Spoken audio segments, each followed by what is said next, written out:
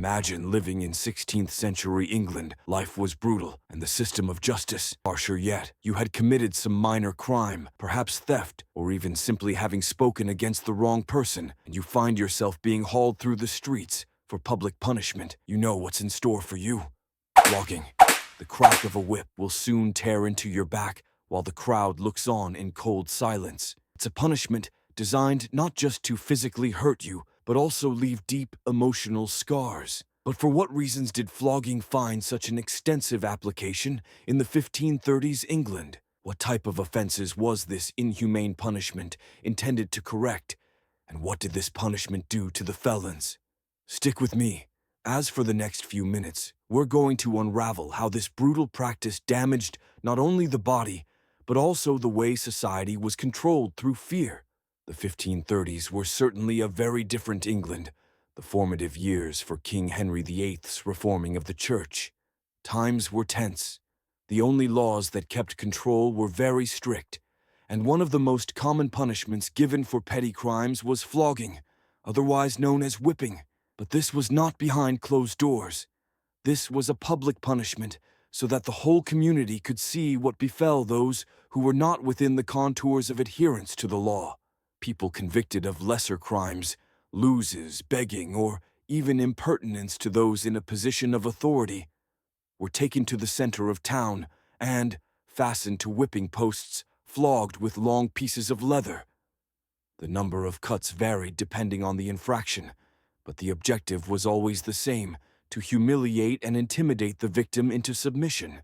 It wasn't only the physical pain of flogging that made this torture so effective. Rather, it was a means of breaking the spirit. The punishment leaves scars, not just on the skin, but on the soul. Public humiliation was meant to serve as a warning to others. Step out of line, and this could be you.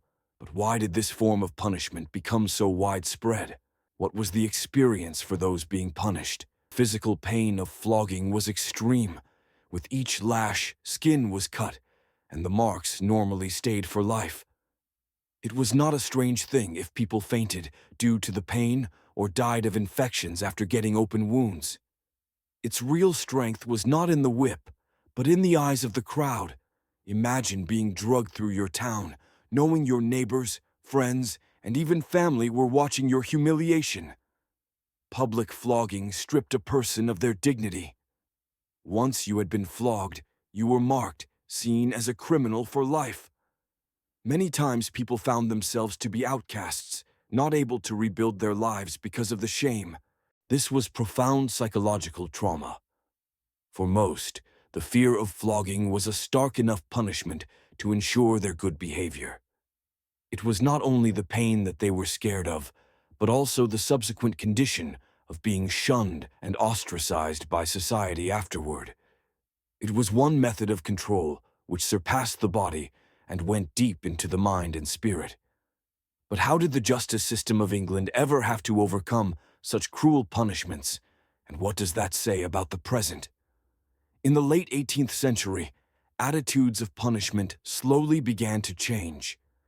With new ideas about human rights and the cruelty of physical punishment spreading, flogging gradually fell out of favor in England. Legal reforms were introduced, and by the 19th century, the floggings for minor offenses had greatly diminished. The scars it left on society, however, took a little longer to disappear. We live today in a world in which public punishment is no longer a norm, but the lessons learned from the past remain salient.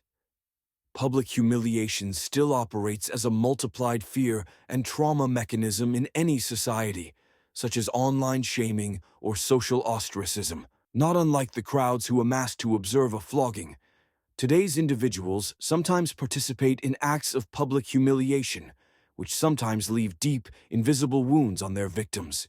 Flogging is often associated with the 16th century history of England, and is quite a reminder of how cruelties have been used throughout time in control and punishment. Yet, it teaches one about the strength of the human spirit.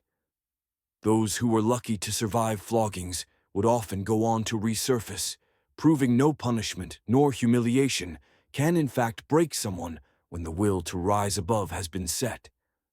History has much to teach us, not only about how to avoid past mistakes, but also about the capacity of every human being to transcend even the darkest events. And so, no matter what hardships or judgments you may face in your own life, let this be the lesson you carry away, that you can survive, you can rebuild, and you can rise above. If you found this story interesting, and you want to know more about the brutal punishments of the past and how they made society what it is today, hit that subscribe button and tap that notification bell.